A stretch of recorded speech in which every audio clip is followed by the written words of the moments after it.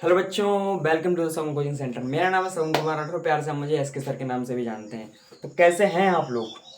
I hope आप सब बढ़िया होंगे और मज़े से अपनी पढ़ाई भी कर रहे होंगे। आज हम पढ़ने वाले हैं अपना लेक्चर नंबर आगे का, जो हम पिछले लेक्चर पढ़ चुके थे उसके आगे का आज हम पढ़ेंगे। पहले लेक्चर में मैंने आपको बता दिया था लास्ट लेक्चर में कि अगले लेक्चर में जो है हम बेसिक मैथमेटिक्स थोड़ी सी कवर करेंगे, अपनी केमिस्ट्री में जितनी यूज़ होती है उतनी। क्योंकि बच्चे जो होते हैं क्वेश्चन में, कुछ बच्चे जो होते हैं सही होते हैं पढ़ने में, ठीक है, लेकिन वो एक बहुत बड़ी मिस्टेक कर देते हैं कि क्वेश्चन में ये हो, जैसे क्वेश्चन में पूछता है वो आंसर मीटर में, वो बता देते हैं सेंटीमीटर में। अगर क्वेश्चन में पूछता है आंसर ग्राम में, वो बता देते हैं किलोग्राम में। तो यही सब आपकी मिस्टेक्स को आज मैं सुधारने के लिए यहाँ पर आया हूँ। जितना हमारा इस केमिस्ट्री में यूज़ होगा, मतलब बेसिक मैथमेटिक्स, उतना मैं आपको यहाँ पर कवर करवा दूंगा आज स्टूडेंट, ठीक है। तो आपको टेंशन लेने वाली कोई बात है नहीं, बस आपको पढ़ते रहना है, नोट्स बनाते रहना है मेरे साथ साथ। जितना मैं लिखवाऊँ उतना लिख लेना है, और जितना मैंने अभी तक पढ़ा दिया उतना हाई होम आपने सब रिवीजन कर लिया होगा, याद कर लिया होगा, और क्वेश्चन प्रैक्टिस भी आप लोग कर रहे होंगे। तो स्टूडेंट्स, और एनसीईआरटी में भी जो मैंने टॉपिक के लगवाए थे, हेडिंग लगवाए थे, वो भी आप लोगों ने पढ़ लिए होंगे। तो आज की क्लास करते हैं स्टार्ट बिना किसी देरदार के, और चलिए तो फिर करते हैं स्टार्ट, पढ़ाई करते हैं स्टार्ट। सबसे पहले मैं आपको बता दूं कि अगर आप हमारे इस चैनल साउंड कोचिंग सेंटर पर नए हैं तो हमारे इस चैनल को कर लीजिए सब्सक्राइब, वीडियो कर दीजिए लाइक, और वीडियो कर दीजिए आगे तक शेयर, जिससे और भी लोग हमारे साथ जुड़ सकें, उनका भी बेनिफिट हो सके, उन्हें भी इस महामैराथन केमिस्ट्री फुल बैच के बारे में पता चल सके कि साउंड कोचिंग सेंटर पर केमिस्ट्री फुल बैच स्टार्ट हो रहा है, मतलब हो गया है, क्लासेस भी आ गई हैं और चैप्टर भी धीरे धीरे कंप्लीट होने वाला है। तो ऐसे आप शेयर करेंगे तो और भी लोगों को फ़ायदा हो जाएगा। तो चलिए पढ़ाई करते हैं अपनी स्टार्ट, पढ़ते हैं आज के लिए बेसिक मैथमेटिक्स में। सबसे पहले आपको हेडिंग डालना है एसआई यूनिट। क्या डालना है? एसआई यूनिट डालना है सर आपको हेडिंग, ठीक है। तो सर डाल देंगे हम एसआई यूनिट, आपको हेडिंग डालना है बच्चों, ठीक है। एसआई यूनिट क्या होती है? SI unit unit and measurement वाले चैप्टर जो है आपका फिजिक्स में, उसमें भी आपने पढ़ रखे होंगे। देखो, एसआई यूनिट का मतलब होता है सिस्टमेटिक इंटरनेशनल एसर के होता है, इसकी फुल फॉर्म होती है, एसआई की फुल फॉर्म होती है शायद सिस्टमेटिक्स इंटरनेशनल यूनिट्स। लेकिन हमें उससे कोई लेना देना नहीं है, हम किसी जीके या जीएस का एग्जाम नहीं देने जा रहे हैं, हमें देना है अपना जे या फिर नीट का एग्जाम, या फिर CBSE board 11th and 12th का। तो हमें कोई एसएससी या फिर रेलवे लेवल की तैयारी कर नहीं रहे हैं जो हमें इसकी फुल फॉर्म याद रखनी है, ठीक है। देखो, इसमें आता है मीटर कन्वेंशन होता है, ठीक है। मीटर का कन्वेंशन हुआ था, मीटर कन्वेंशन, ठीक है। मीटर ये होती है यूनिट, इसकी कन्वेंशन हुई थी। जो आप मीटर मीटर करते रहते हैं, मीटर मीटर पढ़ते रहते हैं, इसकी खोज जो होती कब बनी थी, कहाँ बनी थी? ये जो है सबसे पहले इसके बारे में 1875 में पेरिस में इसका प्रयोग किया गया था। कहाँ? पेरिस में। ये पेरिस है लिखा हुआ है, ठीक है, पेरिस, मैंने पेरिस लिख दिया। 1875 में पेरिस में इसका कन्वेंशन हुआ था, ठीक ठीक है सर।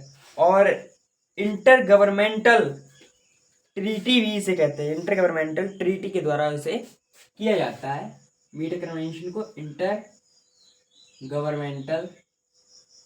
कुछ एनसीईआरटी वर्ड्स हैं वो मैं लिखवा दे रहा हूँ, जैसे इनका कुछ काम है नहीं। इंटर गवर्नमेंटल ट्रीटी, इतनी बात आपको याद रखनी है, ठीक है सर। अब बात कर रहे हैं हम एसआई यूनिट की। सर आप इधर उधर कहाँ लेके चलेगा, हमें तो एसआई यूनिट के बारे में बताओ। देखो, एक होती है हमारी सीजीएस यूनिट। सीजीएस यूनिट के बारे में आप लोगों को पता है थोड़ी बहुत, पहले इसके बारे में भी जान लो। सीजीएस जो यूनिट होती है, इसमें सी का मतलब जो होता है आपका वो होता है सेंटीमीटर, जी का मतलब होता है आपका ग्राम, और एस का मतलब होता है आपका सेकंड। क्या? सी से आपका सेंटीमीटर, जी से हो जाएगा आपका ग्राम, वहीं एस से हो जाएगा आपका सेकंड, ठीक है। सेंटीमीटर जो है वो आपकी लेंथ की यूनिट है, और ग्राम जो है वो आपकी मास की यूनिट है, और सेकंड जो है वो है आपकी टाइम की यूनिट, ठीक है।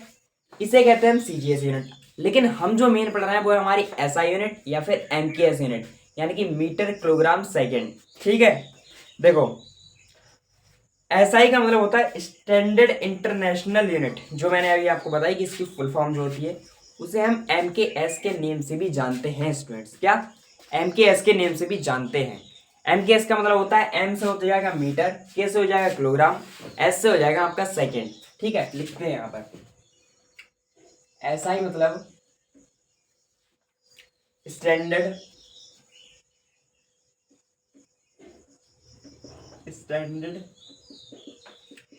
इंटरनेशनल यूनिट, जिसे हम MKS के भी नाम से जानते हैं। यही हमारी स्टैंडर्ड यूनिट है। जैसे क्वेश्चन वगैरह हमें कुछ भी कोई भी यूनिट में दे रखा हो, चाहे CGS में दे रखा हो या किसी भी यूनिट में दे रखा हो, हमें MKS में ही आंसर निकालना होता है। मेन जो है हमारी इंटरनेशनल में जो अभी पूरे वर्ल्ड में चल रही है वो है हमारी MKS यानी कि SI पद्धति, SI यूनिट। हम कोई भी आंसर अपना इसमें निकालते हैं, लेकिन बाई चांस क्वेश्चन में दे रखा हो कि हमें आंसर तो सेंटीमीटर में ही चाहिए। मान लो आपने कैलकुलेट करके आप 75 मीटर लेके आया आंसर, लेकिन मतलब लेंथ मान लो आप 75 मीटर, आपके कोई क्वेश्चन दे रखा है उसमें आपकी लेंथ जो है वो 75 मीटर बाई चांस निकल के आई है, लेकिन क्वेश्चन में वो आपसे पूछ ले कि हमें तो आंसर चाहिए सेंटीमीटर में, तो आपको क्या करना है, आपको 75 में मल्टीप्लाई कर देनी है 100 से। किससे? 100 से। तो ये जो आंसर आएगा ये आपका आ जाएगा सेंटीमीटर में। तो ऐसे जो है मतलब क्वेश्चन में कई बार बाई चांस पूछ लेता है कि हमें CGS में ही आंसर दो या फिर MKS में ही आंसर दो।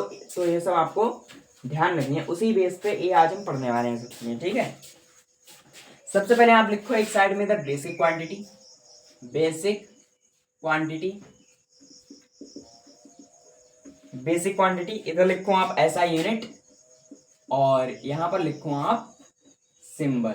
ठीक है, मेनली हमारी 7 टाइप की होती हैं SI units: length, mass, time, luminous intensity, electric current, amount of substance और टेम्परेचर। ये हमारी होती है 7 टाइप्स ऑफ की SI यूनिट्स। इनके बारे में हम पढ़ेंगे। इन्हीं से ही आपका पूरा वर्ल्ड चल रहा है, पूरी मैथमेटिक्स चल रही है, पूरी फिजिक्स चल रही है आपकी, इन्हीं सब चीज़ों से। क्या सर बस इतनी ही चीज़ें होती हैं? होती तो और भी हैं, लेकिन मेन जो होती हैं SI यूनिट्स में वो आपकी आती हैं इतनी ही, mainly 7 of unit, SI unit. SI unit का अगर आपसे कोई सिंपल पूछ ले, बोले आप SI यूनिट तो कर देते हैं कि आपको SI यूनिट की फुल फॉर्म पता है, तो हाँ सीधे आपको बता देना कि standard international unit. SI unit को दूसरे नाम से किस नाम से जाना जाता है? MKS यानी कि मीटर किलोग्राम सेकेंड। वो बात तो होती रहेंगी, लेकिन अब पढ़ते हैं अपनी 7 SI यूनिट के बारे में। ठीक है, सबसे पहले मैं लिखता हूँ यहाँ पर मास। सबसे पहले क्या आती है अपनी मास, जिसकी SI यूनिट होती है किलोग्राम। मास को जो है हम रिप्रेजेंट करते हैं आपके, ये तो सिंबल ही मैंने बना दिया, इसकी यूनिट होती है किलोग्राम और सिंबल मानते हैं हम इसका K और G। ठीक है, मास के बाद आपका आता है क्या? टाइम। इसकी SI यूनिट होती है सेकंड। देखो एक हमारी और भी होती है यूनिट, वो होती है FPS यानी कि फुट, पाउंड और सेकेंड। अगर आप एक चीज कॉमन देखें तो चाहे हमारी CGS हो या MKS हो या फिर FPS हो, FPS में भी देखो F का मतलब होता है फुट, लेंथ को मेजर करते हैं, पाउंड यानी कि P जिसमें हम मास को मेजर करते हैं, S यानी कि सेकेंड। लेकिन क्या आपने एक चीज में कॉमन देखी कि टाइम जो है वो हमारा हर टाइम, मतलब हर टाइम हर समय सेकंड में ही नापा जाता है? क्यों? ऐसा क्यों? इसका रीजन आप मुझे कमेंट सेक्शन में बताना। ठीक है, रीजन तो वैसे मुझे भी एक्यूरेट नहीं पता, लेकिन एक बात आपको ध्यान रखनी कि चाहे कोई सी भी पद्धति हो कि CGS, क्योंकि अभी तो आप लोगों के पास गूगल है, सब कुछ है, किताबें हैं, खोल के देखो, सर्च करके देखो। गूगल पे पता नहीं क्या क्या सर्च करते रहते हो, इतनी भी बात, कुछ अच्छी अच्छी बातें भी सर्च करो, कमेंट सेक्शन में आके बताओ हमें उसका रीजन। अगर जिसने भी अच्छा दिया हटाओ, जिसने भी अच्छा दिया रीजन उसकी कमेंट को मैं पिन कर दूंगा अपने कमेंट सेक्शन में। ठीक, अब आपको देना है इसका आंसर कि CGS हो चाहे यूनिट, चाहे MKS हो चाहे FPS हो, इसमें टाइम की जो यूनिट होती है वो हमेशा सेकेंड ही क्यों आती है सर? इसका आपको जवाब कमेंट सेक्शन में जरूर बताना है। ठीक है, तो ये बात आपको ध्यान भी रखनी है कि चाहे CGS हो चाहे MKS हो चाहे FPS हो, इसमें टाइम की जो यूनिट आएगी वो आपकी सेकेंड ही आएगी। ठीक, ठीक है सर, समझ गए। और इसे S से रिप्रेजेंट करते हैं। ठीक है, बिल्कुल। अब करेंगे हम लेंथ। लेंथ की जो होती है ऐसा यूनिट वो होती है मीटर, इसे हम M से रिप्रेजेंट करते हैं। ठीक है, ठीक है सर, बिल्कुल समझ में आ रहा है, बिल्कुल एक एक पॉइंट समझ में आ रहा है। ठीक, उसके बाद आता है हमारा लेंथ के बाद इलेक्ट्रिक करंट। इलेक्ट्रिक करंट जो आपके घरों में भी दौड़ रहा है तारों में। ठीक है, इलेक्ट्रिक करंट की जो ऐसा यूनिट होती है वो होती है एम्पियर, इसे हम रिप्रेजेंट करते हैं AMP से। ठीक है, उसके बाद आता है आपका amount of substance. Amount of substance, इसकी यूनिट होती है आपकी मोल। ये ही हमारी केमिस्ट्री का मेन पार्ट है, इसे मोल से ही रिप्रेजेंट करते हैं, ठीक है। फिर आता है आपका टेम्परेचर। क्या आता है? टेम्परेचर। टेम्परेचर की जो आपकी ऐसा यूनिट होती है वो होती है केल्विन। इसे रिप्रेजेंट करते हैं कैसे या फिर थीटा से, ठीक है। उसके बाद लास्ट जो आती है आपकी, मैंने यहाँ पर दोबारा ऐसे लिख दिया 5 6, लास्ट जो आती है वो आपकी आती है लुमिनस इंटेंसिटी। लुमिनस इंटेंसिटी जिसकी जो यूनिट होती है वो होती है आपकी कैंडेला। क्या होती है? कैंडेला। इसे रिप्रेजेंट करते हैं हम सी और स्मॉल डी से। कैंडमियम मत समझ लेना इसके लिए, ये है आपका यहाँ पर कैंडेला। क्या है आपका? कैंडेला है, ठीक है। ध्यान रखना कि ये है आपका यहाँ पर कैंडेला। तो ये इतनी बातें हो गई। ऐसा ही यूनिट के बारे में आपको जितना बताना था उतना मैंने बता दिया है। इतनी ही बात याद रखना कि इसे एमकेएस का मतलब होता है, ये जो मैंने साइड में लिखवाई ये भी सब चीजें लिख लेना है। एमकेएस का मतलब मीटर, एम से, के से हो जाएगा आपका किलोग्राम, और एस से हो जाएगा आपका सेकंड। ये भी आप लिख लेना साइड में कि ये हमारी यूनिट और होती हैं, ठीक है। मतलब एमकेएस तो यही है, ऐसा यूनिट, लेकिन एएफपीएस नंबर 1, सीजीएस दूसरे नंबर पे, एफपीएस तीसरे नंबर पे, एमकेएस जो अपनी प्रेजेंट टाइम में अभी चल रही है, ऐसा यूनिट। इतना नोट करो। इसके बाद पढ़ते हैं राउंडिंग ऑफ का कॉन्सेप्ट, ठीक है। क्योंकि राउंडिंग ऑफ और सिग्निफिकेंट फिगर से प्रीवियस ईयर में क्वेश्चन भी आ चुका है, चाहे फिजिक्स हो चाहे आपका केमिस्ट्री। इस ईयर भी आया है, मतलब अगर मैं कहूँ CYQ करंट ईयर क्वेश्चन भी मैं आपको दिखाऊंगा जो इस बार है पेपर हुआ है नीट का, उसमें भी आया है, और जीमेंस में भी कई बार आ चुका है इससे सवाल। तो इतना आप नोट करो। उसके बाद पढ़ते हैं राउंडिंग ऑफ के बारे में। आई होप आपने नोट कर लिया होगा, क्योंकि मेरे साथ साथ ही मैंने कहा था लिखते रहो लिखते रहो लिखते रहो। अगर नहीं लिख पाए तो आपकी गलती है, लेकिन कोई बात नहीं, टाइम तो मैंने दिया था। मैं साइड भी हट गया हूँ, चाहे स्क्रीनशॉट ले लेते, कुछ भी कर लेते। अब मैं तो एरेज कर रहा हूँ अपना, ठीक है। अगला है, निकालो अपनी कॉपी में अच्छे से सुंदर सा कि राउंडिंग ऑफ। राउंडिंग ऑफ क्या होता है?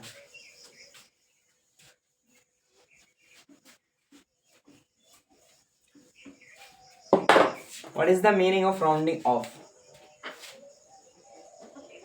राउंडिंग ऑफ, देखो राउंडिंग ऑफ का मतलब होता है कि किसी भी चीज, मान लो मैंने आपको दिए 1,10,000 रुपए, 1,10,000 रुपए मैंने आपको दिए, ठीक है।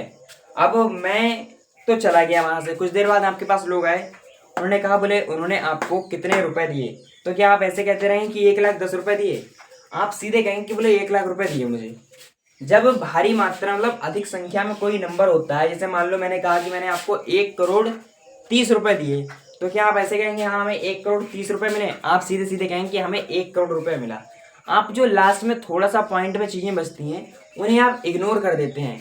उसी कॉन्सेप्ट को कहते हैं राउंडिंग ऑफ। क्या कहते हैं सर? राउंडिंग ऑफ कहते हैं, ठीक है। तो इसी चीज को लेकर समझते हैं, और इन्हें कैसे करके पॉइंट में अप्रोच देनी है, कैसे करके समझना है। जैसे अब मैं आपसे पूछूं कि 5723 में कहूँ कि अगर 5723 को आपको राउंडिंग ऑफ करना है, राउंडिंग ऑफ करना है, तो आप कैसे करके करेंगे? कि 5723 को क्या आप 5730 लिखेंगे, या फिर 5720 लिखेंगे, या फिर 5700 लिखेंगे? तो इसी सब चीज को समझने के लिए आज के लिए अब हम पढ़ने वाले हैं राउंडिंग ऑफ में ये सब पूरा कॉन्सेप्ट। वैसे तो मैंने इनकी रील भी बना रखी है। राउंडिंग ऑफ हो गया आपका, सिग्निफिकेंट फिगर हो गया आपका, अभी तो मैं यहाँ पर डिटेल में पढ़ाऊंगा, लेकिन रील में आप 1 मिनट में भी समझ जाएंगे। तो इसीलिए कहते हैं कि एस के सर की स्टडी लेक्चर के साथ साथ एस के सर की रील्स भी देखो, क्योंकि उसमें कॉन्सेप्ट, ट्रिक्स और टिप्स बहुत काम आती है। तो देखते रहो मेरे दोस्त, ठीक है। पढ़ते हैं राउंडिंग ऑफ। राउंडिंग ऑफ का जो मतलब होता है वो होता है अप्रोक्सीमेशन। क्या होता है सर? अप्रोक्सीमेशन। मेनली मैं अगर बात करूं तो राउंडिंग ऑफ का जो मीनिंग होता है आपका निकल के आता है वो होता है अप्रोक्सीमेशन, ओके।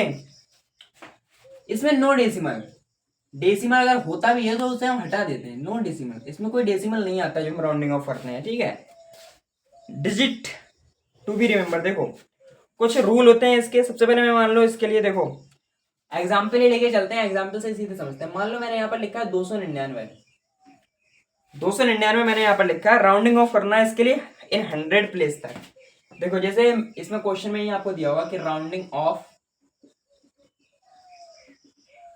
इन 100 प्लेस।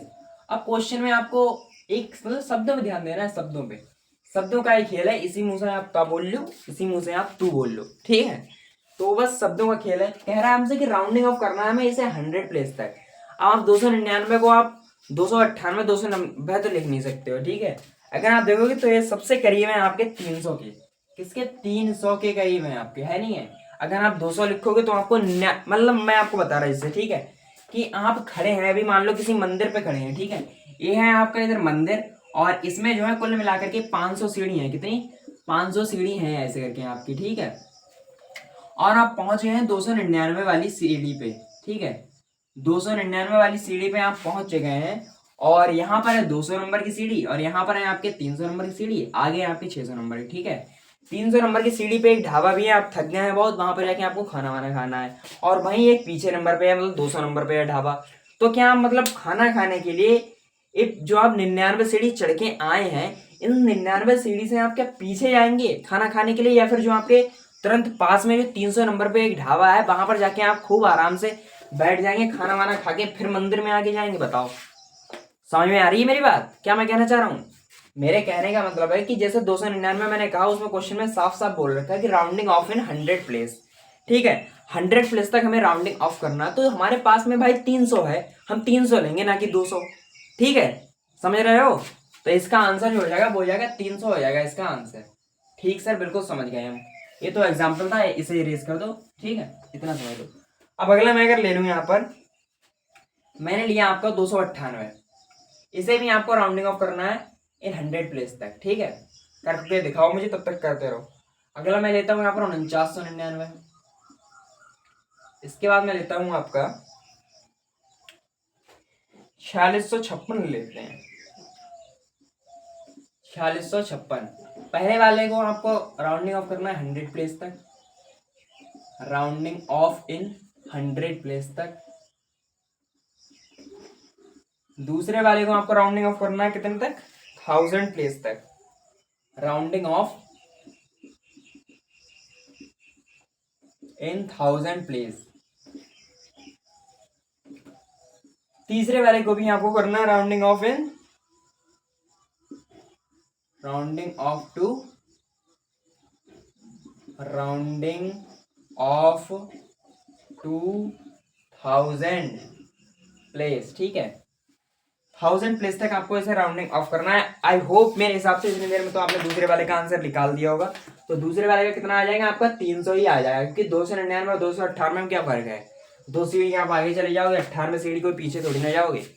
अब 4999 आ गया, आपको राउंडिंग ऑफ करना है कितने, 1000 तक। तो इसका अगर आप देखेंगे तो 4999 आपके 5000 के सबसे ज्यादा करीब है नहीं है? बताओ, 4999 अगर आप देखो तो एक जोड़ दोगे तो इसमें आपका 5000 बन के आ जाएगा। तो इसका जो आंसर आएगा वो आएगा आपका 5000, ठीक है, क्योंकि 1000 प्लेस हमसे पूछ रहा है ना। अगर मैं देखूं यहाँ पर 4656, 4656 जो है, तो हमें राउंडिंग ऑफ करना है 1000 प्लेस तक। तो इसका जो आपका आंसर आ जाएगा वो कितना आ जाएगा। अब आप यहाँ पर कुछ बच्चे होंगे, महान बच्चे होंगे हमारे ना, वो यहाँ पर लिख देंगे 4700। क्या लिख देंगे, 4700। कहेंगे सर मुझे आपने 1000 प्लस तक लिखा है, यहाँ पर 4700 आ रहा है हमारा। तो भाई मेरे लाल, मैंने क्या बताया है कि 1000 प्लेस तक मुझे करना है, मुझे केवल 1 यूनिट का लिख के आना है। ऐसे या तो 4000 आ जाए या फिर 5000 आ जाए, ठीक है, सीधे सीधे ऐसे 4700 नहीं लिख सकते। अगर आप यहाँ पर लिखेंगे, अगर आप अच्छा से पढ़ के दिखाओ, इंग्लिश में आप पढ़ते हो, जैसे अगर हिंदी में बोलोगे तो भी 4700 बोलोगे, इंग्लिश में बोलोगे तो भी बोलोगे 4700। तो 100 नहीं लेके आना है मुझे लेके आना है 1000।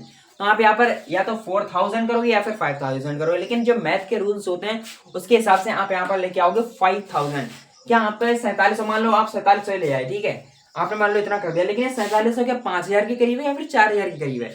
अगर आप देखेंगे तो ये जो 4700 है आपका 4700, ये जो आपके बहुत ज्यादा करीब है, वो 5000 के। तो आप यहाँ पर 5000 लिखेंगे ना कि 4700। इसे कहते हैं एस के सर का स्कैम।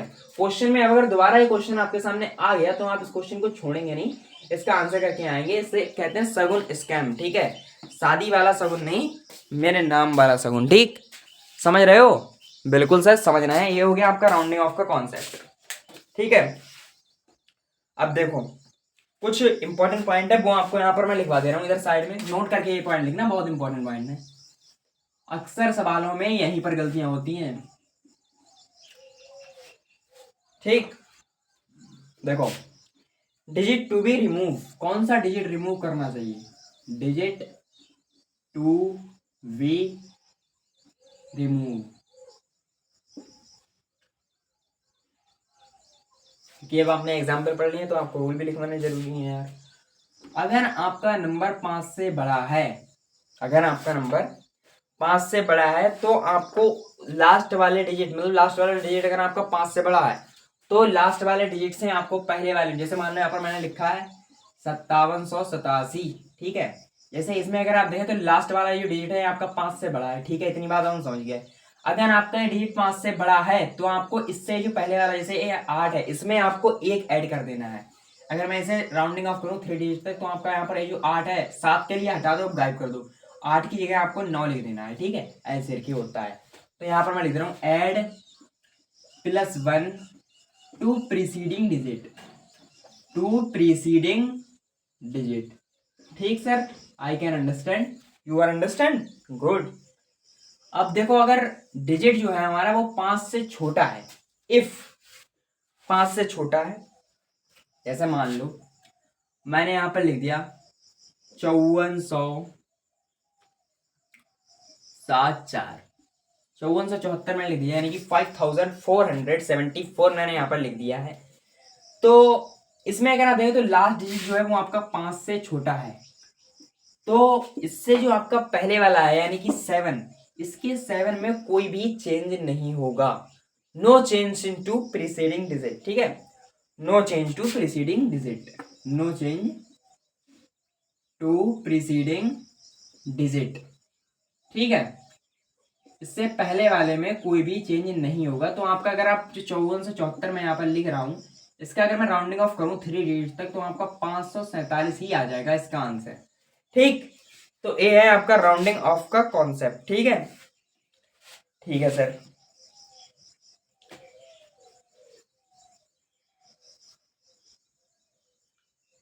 ठीक है, समझ गए अब हम, बिल्कुल आप समझ गए। ठीक है, ठीक है, ठीक है, ठीक है।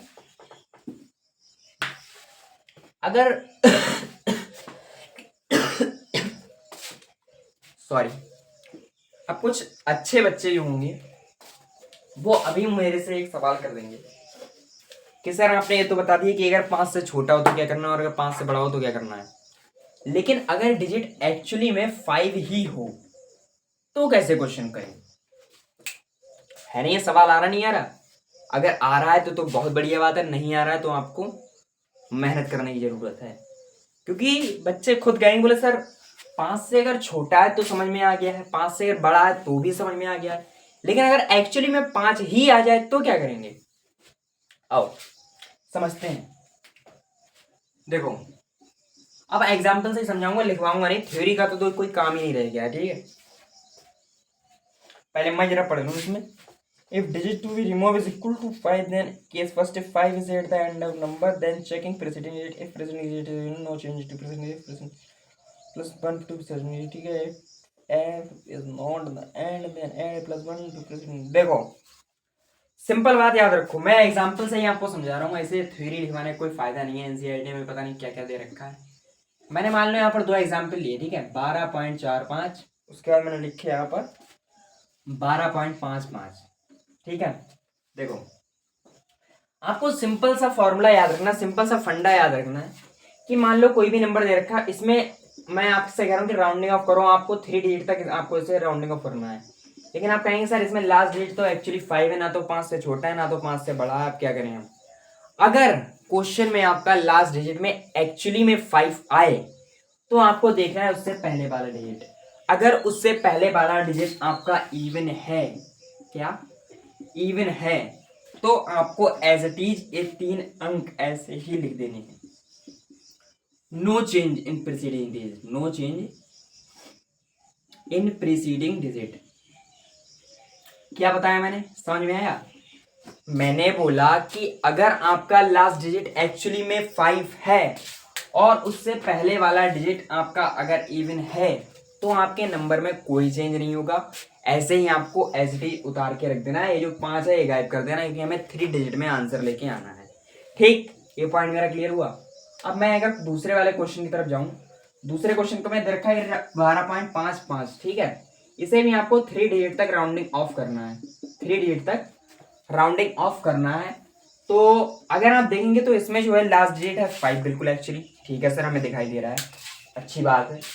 अब लास्ट डिजिट जो है वो है आपका 12.55। अब यहीं पर अगर आप देखेंगे तो उससे पहले वाला भी डिजिट है जो है वो है आपका 5, लेकिन अगर ये जो 5 है आपका ऑड नंबर। कैसा है आपका? ये है आपका ऑड नंबर है सर, ठीक है।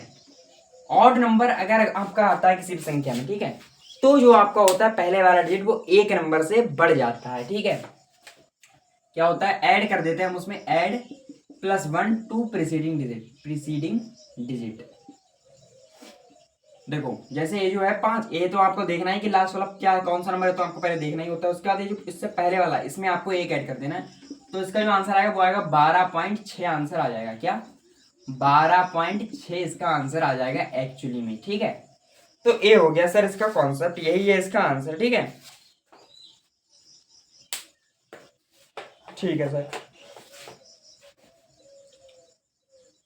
ठीक है सर, अब हमें आ गया समझ में, आपकी बात पूरी आ गई है समझ में, ठीक है।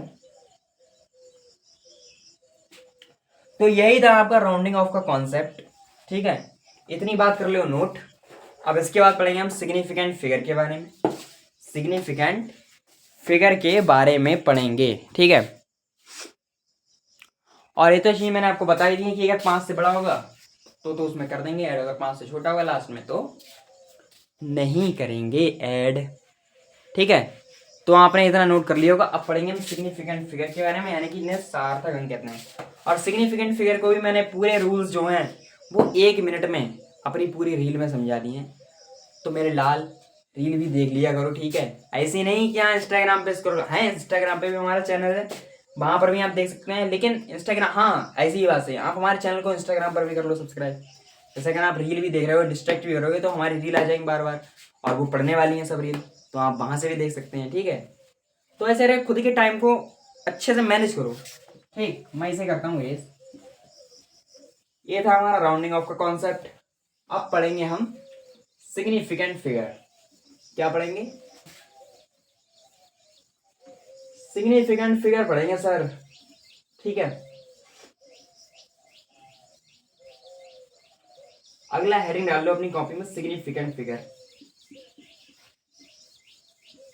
क्या होता है सिग्निफिकेंट फिगर, बताएगा कोई? बिल्कुल, इसके जो मैं थ्योरी लिखवाऊंगा थोड़े बहुत, ठीक है, वो आपको याद रखनी है एज इट इज, उससे आंसर मतलब क्वेश्चन बनता है। सिग्निफिकेंट फिगर, सिग्निफिकेंट फिगर, या फिर इन्हें हम सिग्निफिकेंट डिजिट भी कहते हैं, ठीक है। सिग्निफिकेंट फिगर का मतलब होता है meaning full digit, full digit, ठीक है। सिग्निफिकेंट फिगर का मतलब होता है मीनिंगफुल डिजिट, ठीक है। कुछ स्टेटमेंट है वो लिखवा देना, बाकी सब आपको एग्जांपल से समझा देंगे, ठीक है। एक स्टेटमेंट है आपको याद ही रखना है, all non zero digits are significant, significant. Example के लिए मैंने लिया यहाँ पर 578, कोई पूछे इसमें कितने सिग्निफिकेंट फिगर है तो आप सीधे कहेंगे 3 सिग्निफिकेंट फिगर है, ठीक। ठीक है सर, अब बस एग्जाम्पल से ही लिखवाऊंगा, बाकी और कुछ नहीं, ठीक है। दूसरा मैंने अगर मान लो आपको ऐसे लिख दिया 0.000135235 कुछ भी लिख दो यार, 1 2 3 5 कुछ भी लिख दो। अगर इसमें कोई आपसे पूछे कि इसमें कितने सिग्निफिकेंट फिगर ना, तो एक बात आपको याद रखनी है कि अगर ऐसा कोई भी नंबर देखो तो ये जो जीरो होते हैं पॉइंट के बाद के, पॉइंट के पहले, इन्हें हम नहीं गिनते, केवल ये जो नंबर है हमारा 1 2 3 5 इन्हें गिनते हैं। तो कल मिला करके हमारे इसमें 4 सिग्निफिकेंट फिगर हैं। कितने?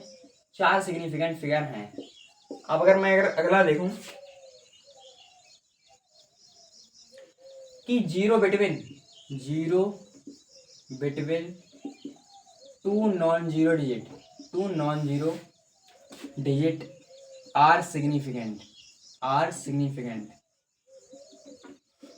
कहने का मतलब क्या है, मेरे कहने का तात्पर्य एग्जाम्पल लेने अगर कि 0.000235, जैसे रूल तो बिल्कुल दूसरे वाले की तरह इसमें लगेगा कि ये जो जीरो है इससे पहले वाले, इन संख्या से पहले वाले, इन्हें तो हम कैलकुलेट करेंगे ही नहीं सिग्निफिकेंट फिगर में। अब जो इतने नंबर है, जैसे 2 हो गया, ये 0 हो गया, 3 हो गया, 5 हो गया, इन चारों को अब हम कैलकुलेट करेंगे अपने सिग्निफिकेंट फिगर में, ठीक है। आपको इनकी प्रैक्टिस करनी होगी, कई बार आपका हो जाएगा। तो अगर कोई पूछे तो इसमें कितने हैं, तो इसमें 4 सिग्निफिकेंट फिगर हैं आपके। कितने? 4 सिग्निफिकेंट फिगर हैं, ठीक है। अगला अगर रूल देख लो कि zero at the significant right significant, ठीक है, राइट साइड सिग्निफिकेंट। देखो एग्जाम्पल लेते हैं, मान लो मैंने लिया यहाँ पर 100, एग्जाम्पल से ही मैं समझा रहा हूँ आपको। 100 लिया मैंने, 7,000 ले लिया मैंने यहाँ पर, ठीक है। और अगला मैं अगर मान लो यहाँ पर मैंने ले लिया, कितना ले लिया, कितना हो गया, 4 लाख या फिर 40,000, कितना भी हो गया वो, ठीक है, इससे हमें कोई लेना नहीं। मैं कहता हूँ आप इसके आगे 1000 जीरो लगा दो, 10,000 लगा दो, ठीक है।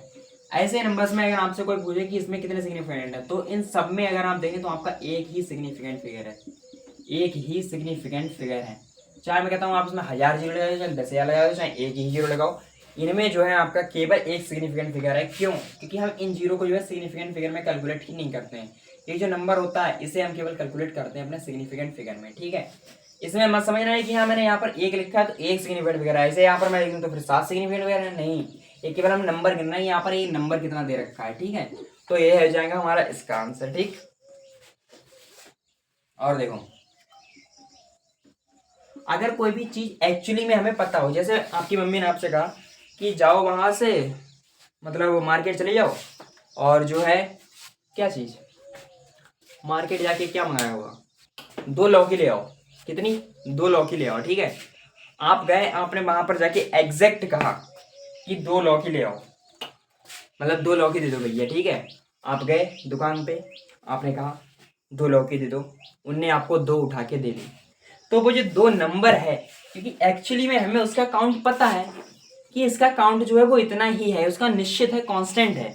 तो उसमें अगर आपसे कोई पूछे कि उसमें कितने आपके सिग्निफिकेंट फिगर हैं, तो आपको सीधे बोलना है कि उसमें आपके होते हैं इन्फिनाइट सिग्निफिकेंट फिगर, कितने इन्फिनाइट होते हैं, ठीक है। जैसे मैंने मान लिया कि एक दर्जन में 12 केले होते हैं, एक दर्जन में 12 केले होते हैं। अगर कोई कहे कि उन 12 केले में कितना सिग्निफिकेंट, मतलब एक डजन में कितने सिग्निफिकेंट फिगर हैं, तो आपको 12 नहीं कहने हैं सर, आपको कहना है इनफाइनाइट। इनफाइनाइट मतलब किसी भी चीज का एक्चुअली में हमें नंबर पता हो, काउंट पता हो कि ये इतने ही होते हैं, इतना ही हमें लेके आना है, इतना ही है, तो उसमें जो होते हैं उसके सिग्निफिकेंट फिगर वो इनफाइनाइट होते हैं। कितने होते हैं? इनफाइनाइट होते हैं, ठीक है।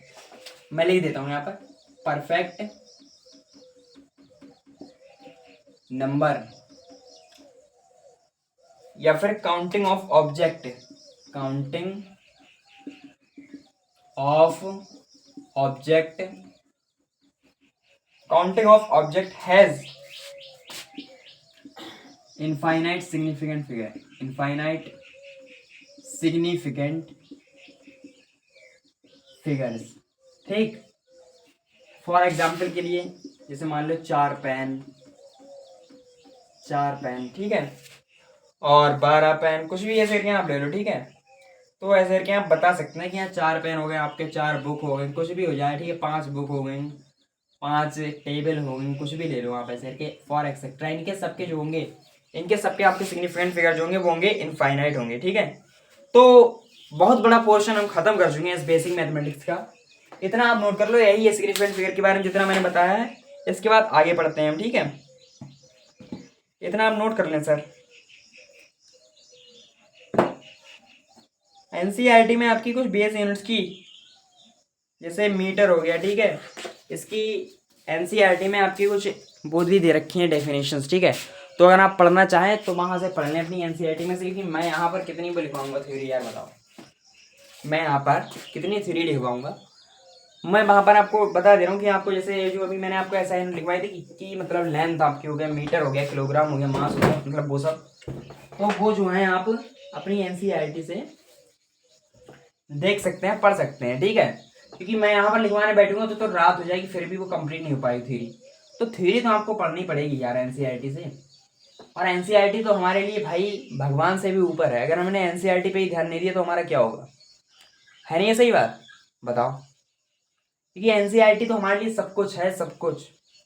National counselling of education of research and technology, शायद ऐसे ही करके है उसकी, है पता नहीं मुझे, लेकिन डेफिनेशन लेकिन है ऐसे करके एनसीईआरटी की।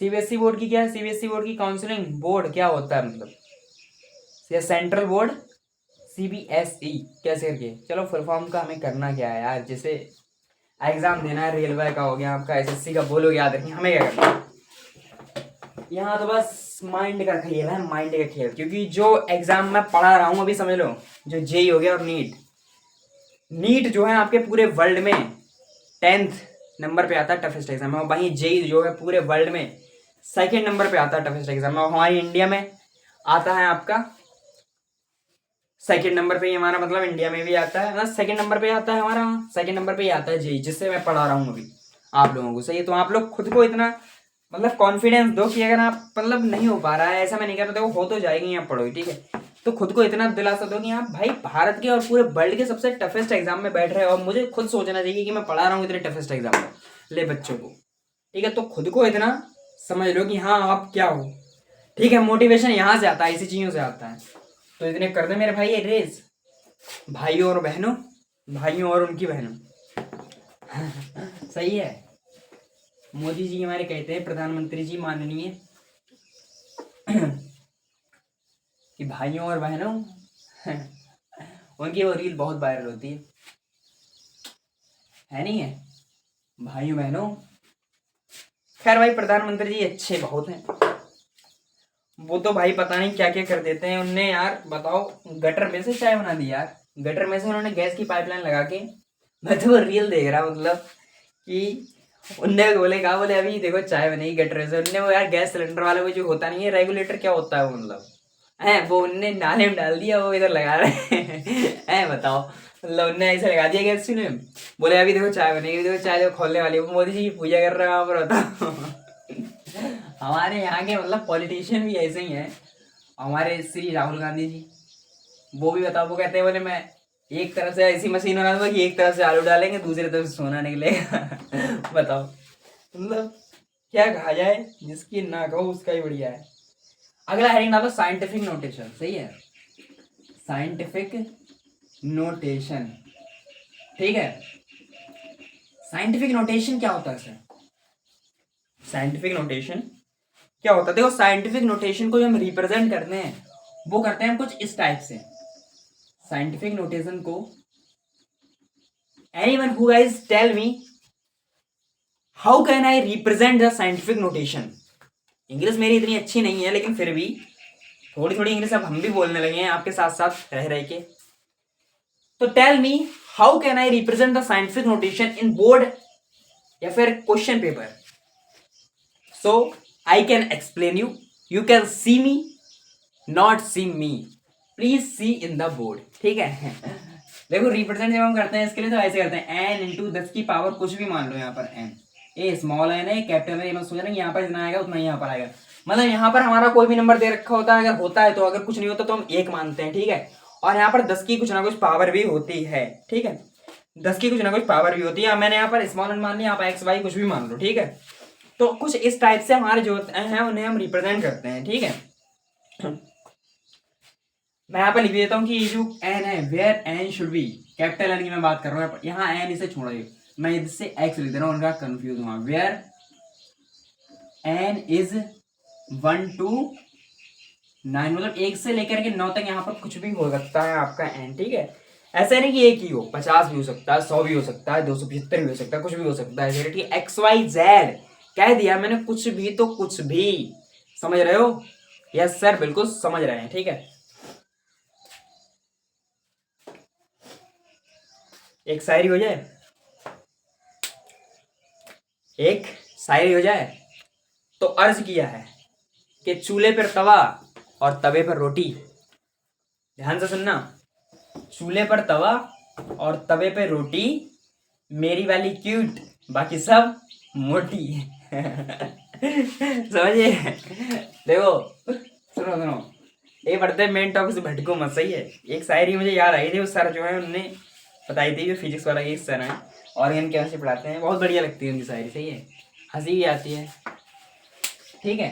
तो ऐसे ही हम इसे कर सकते हैं। अब बात आती है कि इसके क्वेश्चन किस टाइप से बनते हैं। देखो इधर ध्यान दो, इधर, सही है। देखो 31 45 83, 31 45 83, मैंने मान लो यहाँ पर कोई भी नंबर ले लिया, ठीक है। अब इसे कहाँ गिनने बैठेंगे, 31 लाख है, क्या है, 4583 कितना है, ठीक है। इकाई, दहाई, सैकड़ा, हजार, 10,000, लाख, 31 लाख 4583 है शायद लिखा हुआ, सही है। हमें उससे लेना देना नहीं कितना भी हो, मैंने एक नंबर आपके सामने दे दिया है, इसे रिप्रेजेंट करना है आपको इन साइंटिफिक नोटेशन में टू 5 डिजिट, 2 4 5, हाँ 5 डिजिट में जो है आपको सिग्निफिकेंट मतलब 5 पॉइंट पे 5 डिजिट के बाद आपको लगाना है डेसिमल पॉइंट। और मैं आपको लिख ही दे रहा हूँ ऐसे, ठीक है। देखो एक ट्रिक बता दूंगा आप, कई बार आप कंफ्यूज हो रहे होंगे। पोल, ठीक है, इसका मतलब क्या होता है, पीओ का मतलब है यहाँ पर पॉजिटिव और एलई का मतलब है वो है आपका लेफ्ट। कहने का मतलब क्या है, जब हम इस नंबर के लेफ्ट साइड में जाएंगे तो जो 10 की पावर है वो आपकी पॉजिटिव की बढ़ेगी। मान लो मैं यहाँ पर एक डिजिट गया तो यहाँ पर एक लगा दूंगा पावर, अगर मैं 2 गया तो यहाँ पर 2 लगा दूंगा, 3 गया तो यहाँ पर 3 लगा दूंगा, 4 गया तो यहाँ पर 4 लगा दूंगा, 5 गया तो यहाँ पर 5 लगा दूंगा, ठीक है। अब हमें जाना है 5 डिजिट, तो मैं यहाँ पर लगाऊंगा 10 की पावर 5, और यहाँ पर जो 5 डिजिट है 1 2 3 4 5, तो यहाँ पर 5 के बाद लग जाएगा अपना पॉइंट, ठीक है।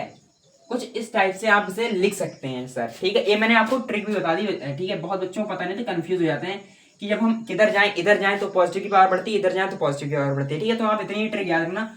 और जब आप इसका मतलब एक साइड लेफ्ट के लिए, इधर लेफ्ट के लिए मतलब ऐसी है, तो राइट के लिए इसकी उल्टी हो जाएगी, ठीक है। उसकी वैसे ट्रिक होती है नारी, लेकिन कोई याद नहीं। जब अगर आपको इतना पता है तो वो तो आपको समझ में ही आ जाएगा, क्योंकि एक दूसरे के अपोजिट होते हैं। एंटागोनिस्ट अगर बायोलॉजी की भाषा में कहें तो होते हैं एंटागोनिस्ट। मैं आपसे एक क्वेश्चन करता हूं कि एंटागोनिस्ट, कुछ एंटागोनिस्ट हार्मोन्स के नाम मुझे आप कमेंट सेक्शन में जरूर बताना लिख के, ठीक है। कुछ एंटागोनिस्ट हार्मोन के नाम आपको एक एग्जांपल दे देना, ठीक है। 2 पेयर आएंगे, ठीक है, कि कौन कौन से एंटागोनिस्ट होते हैं एक दूसरे के हार्मोन्स। अब आपको कि सर आपको बायोलॉजी भी आती है, तो हाँ बायोलॉजी भी आती है, मैथ भी आती है, सब आता है, बस पढ़ना पड़ता है, मेहनत करनी पड़ती है, ठीक है। सब आता है, बस आप इतने ध्यान दो भी जो मेन टॉपिक हमारा चल रहा है, ठीक है। देखो उसके बाद मैंने यहाँ पर लिख दिया है दूसरा वाला। मैं अगर यहाँ पर लूँ कि 4 0 0 0 0 0, अगर इसे हम लिखेंगे तो हमारा ये जो देखो जितने भी जीरो इन्हें हम पावर ले जाए, 1 2 3 4 5, तो यानी 4 गुना 10 की घात 5, इसमें भी 5 ही बेटे, चलो एक और बढ़ा दे 6 हो जाएगी, ठीक है। वरना आपको केवल 5 ही 5 ले रहे हो। देखो अब इसमें अगर आपसे कोई पूछे कि इसमें साइंटिफिक देखो नोटेशन, देखो साइंटिफिक नोटेशन में तो हम ऐसे ही लिखते हैं, ठीक है, ये तो लिखने को हो जाए। लेकिन अब इसमें भी आपसे पूछ रहा था कि इसमें सिग्निफिकेंट फिगर कितने होते हैं। अगर पहले वाली की बात करूं तो ये जो जितनी भी 10 की पावर में है, आपको इन्हें काउंट ही नहीं करना है साइंटिफिक मतलब सिग्निफिकेंट फिगर में। आपको केवल ये जो है नंबर, इसे काउंट करते हैं सिग्निफिकेंट फिगर में। यानी कि कुल मिलाकर देखा जाए तो आपका 1 2 3 4 5 6, तो यानी इसमें जो है आपके हो जाएंगे 6 सिग्निफिकेंट फिगर हो जाएंगे सर। कितने? 6 हो जाएंगे सिग्निफिकेंट फिगर।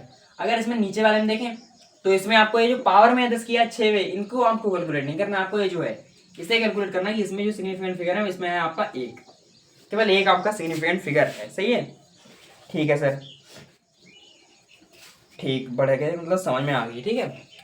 ये पावर रूल इसमें यही आता है कि आपको पावर रूल याद रखना होता है कि अगर लेफ्ट में जाएंगे तो आपकी पावर पॉजिटिव ही बढ़ेगी, वहीं अगर आपको मतलब उधर जाएंगे राइट साइड में तो आपकी नेगेटिव की पावर बढ़ेगी।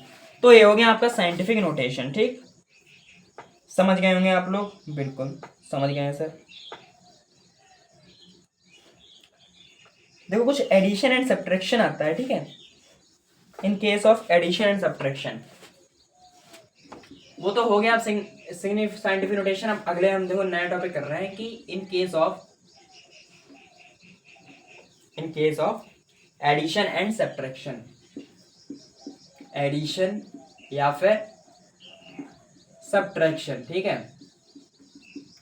स्पेलिंग में मत जाना, देखो स्पेलिंग मिस्टेक हो जाती है पढ़ाने वालों की, सही है। स्पेलिंग में मत जाओ, शब्दों में जाओ, ठीक है ना। शब्दों में मत जाओ, भावनाओं पे जाओ, फीलिंग्स पे जाओ, फीलिंग्स पे, ठीक है। आजकल फीलिंग्स का तो बहुत चल रहा है, पता नहीं लोग क्या क्या कर रहे हैं, बताओ। फीलिंग्स के चक्कर में लोगों की फीलिंग टूट रही है, बताओ। दिल तोड़ दे रहा है लोगों का कोई ना कोई है। In case of addition and subtraction power should be made equal. देखो अगर हम ऐड करते हैं या फिर सब्ट्रैक्ट करते हैं तो कोई भी अगर नंबर दे रखा हो हमें उसकी पावर सेम करनी होती है। देखो पावर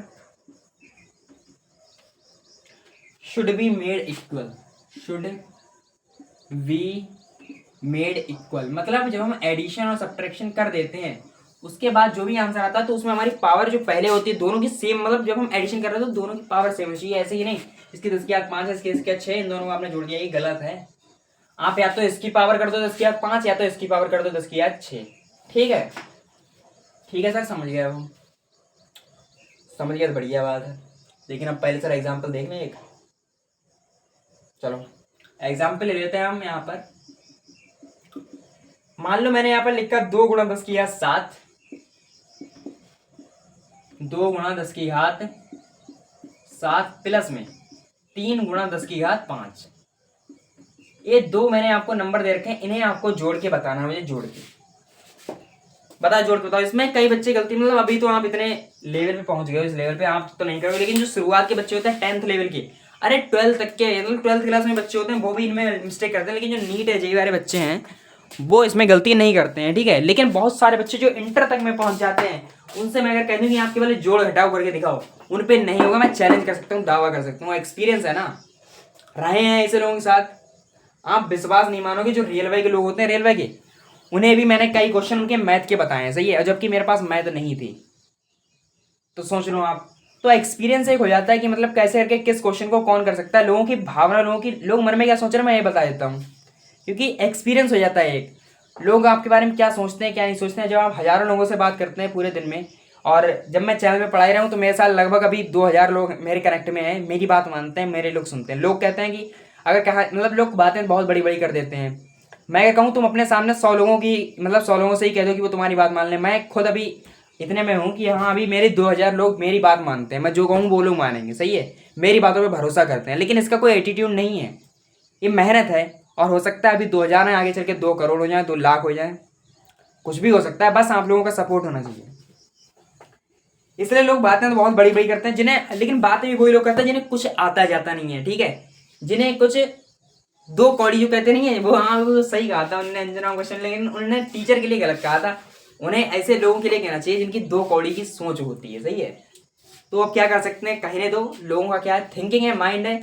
हम तो कहते हैं वो खुश रहें, सही है, उन्हें जो बोलना है बोलने दो, क्योंकि जब मन की भड़ास निकल जाती है तो बहुत खुशी महसूस होती है ना, तो बोलने दो, हमें कोई लेना देना नहीं है।